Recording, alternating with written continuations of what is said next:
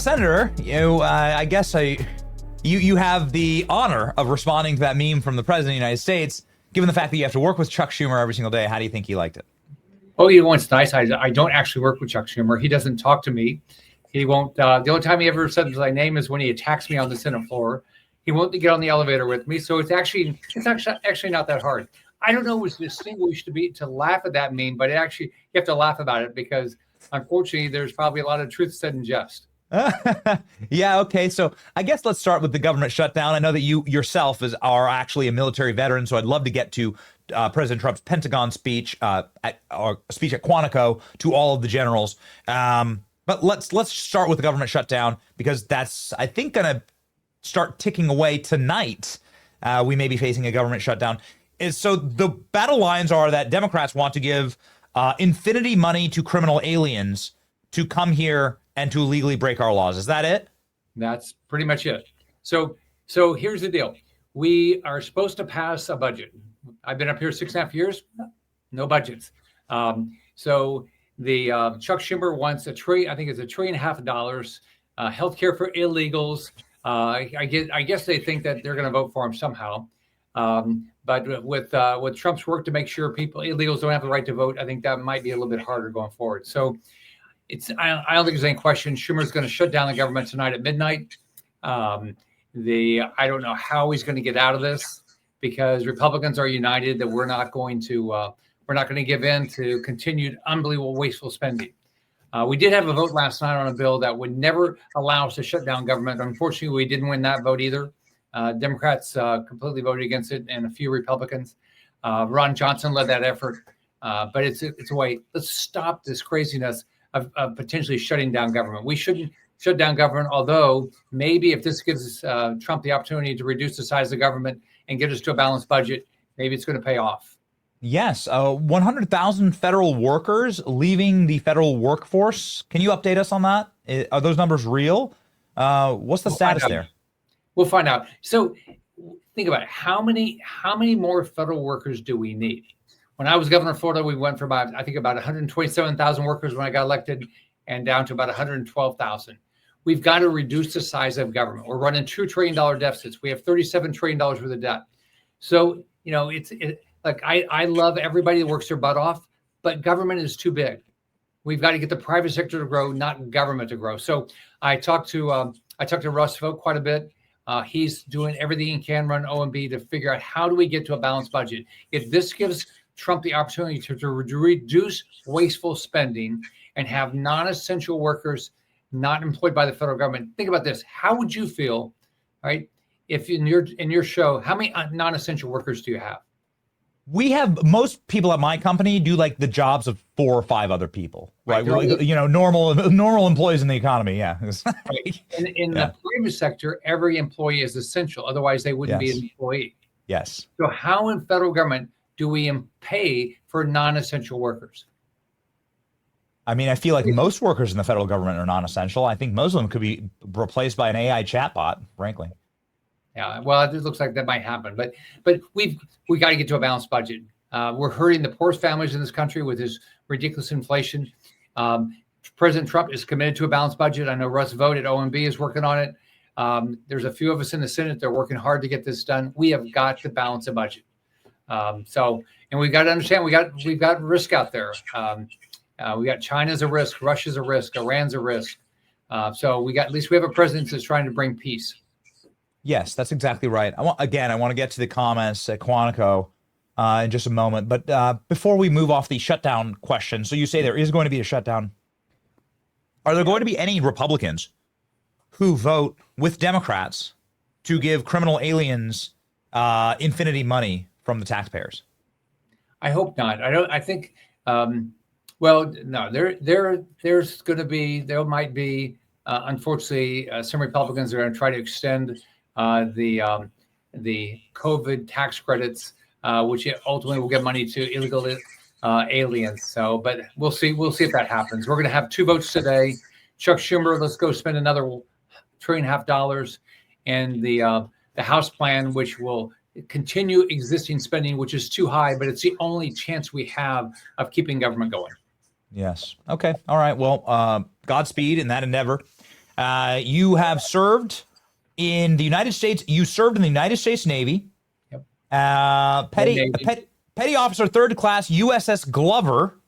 Is this correct, Senator? Yes. Okay. Yep. And When so, I was 18 years old. Benny, how much do you think I got paid my first month in the service? What's your guess? probably less than a government employee. $144. I got married when I was 19. My wife married me for my money. I was making a whopping $332 a month. That you wouldn't be able to order off the McDonald's menu with that these days. No, we did not eat out. Yeah. Yeah. All right. Well, the horrors actually of inflation and what they've done to the dollar. You were able to survive though, right? You weren't living in a box on the street. You weren't living in a cardboard box. Like you were able to at least live. We didn't have a lot of, my wife and I both worked. She actually made $75 a week as a legal secretary. And eventually we both finished college and I went on to get to build businesses and things like that. So that's the dream of this country. I'm in politics for this reason. I want every child in this country to have the same opportunity to live the dream of this country that I had. My mom, she said, you can be anything you want. We live in public housing. You don't even know your natural dad, but guess what? You can be anything because you live in America. That's what I believe in. Yeah, it's just so, it's a conversation that for another time. But because you say that, it's just so hard for young people to get a house. It's like you being able to live off of a $200 budget per month in the 70s. You're talking about the 70s here. I mean, that again, like that, kids can't get by on a day, on that. Now that's but it's not because of them. It's because actually of how horrifically the dollar has been managed, inflation, and the value of the dollar just collapsing through the floor. And so it sucks. And the cost of everything just exploding, obviously because of the only creator of inflation, which is the federal government and government spending. Yeah. Yep. Anyway, I hope that you come back to talk about that, but I wanted to talk about the military speech that you heard from Hegseth and from Donald Trump. I assume that you were giving a big old hoorah or whatever the Navy's version of that is when you were listening to these speeches. That just make you feel good. I mean, this is the president that wants peace, but he knows, and the Secretary of War said the same thing. We're going to get peace by strength. We're going to get peace because people do not want to cross us. And so I think the Secretary did a great job. I think Trump did a great job. I think when I talk to our military today, they're excited. They have a commander in chief that cares about them, that wants them to be able to do their job, doesn't want to end up in forever wars. We don't need to be sending our troops all over the world to be fighting somebody else's war. Let's get peace through strength. So what would be your message to a young man who wants to enlist in the military today? Oh, I think it's a great opportunity to serve our country. And here's what you know: your life is not going to be wasted. You're not going to be sent someplace where it's a forever war that we can't win. You're not going to have to go fight for somebody else's freedom when they don't want to fight for their own freedom. So you're going to defend the freedoms of this country. That's what you're going to do. That's going to be your primary and your only responsibility. It's beautiful. All right. Well, Senator, Godspeed in the Senate. I know you may not be working with Chuck Schumer, but you definitely do work with Mitch McConnell, and for that, sorry. I'm sorry. and I guess we'll see how Mitch votes, right? In these shutdown votes, and we'll see what happens. But we want to sturdy up the right flank of the Republicans in the Senate. It's going to get better, Benny. Yes, that's the right attitude to have for sure. It will. It's easy in the state of Florida. Perhaps a final comment on some big news that came out of a town that you know very well, Miami, this morning, announcing that they're breaking ground on the Trump Presidential Library, that it's gonna change the skyline of Miami. Well, you've seen a lot of change in the skyline of Miami. You actually brought great change to the state of Florida and great building to the state of Florida. What say you about this? Former governor and now senator from Florida. It's exciting. It's exciting for Miami, for Florida, and for the president.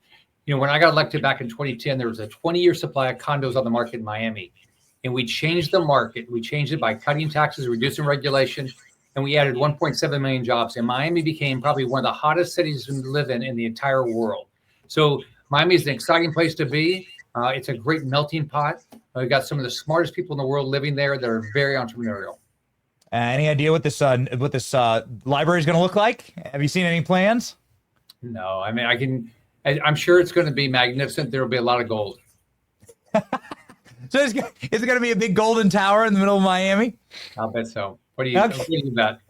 By the way, you should see the Oval Office now. Trump added the gold leaves in some of the roof, the ceiling area, and it looks, Trump has done an unbelievable job. Everything he touches, he makes better. Okay. All right. Well, I'm sure AI can help us imagine what it'll look like to have a massive golden Trump tower smack dab in the middle of Miami. A growing skyline, that's for sure, and a very impressive one. Don't sleep on Florida and Miami, man. All the smart money, all the smart people coming down here. They know what's next. So Godspeed, Senator. Thank you for making this such a great state to live in. We're proud to call it home. And ladies and gentlemen, Rick Scott is our senator from Florida. He's got 700,000 plus subscribers here on X. You should be one of them. Fight with the people fighting for us. Thank you, Senator. See you, Benny. Have a good day.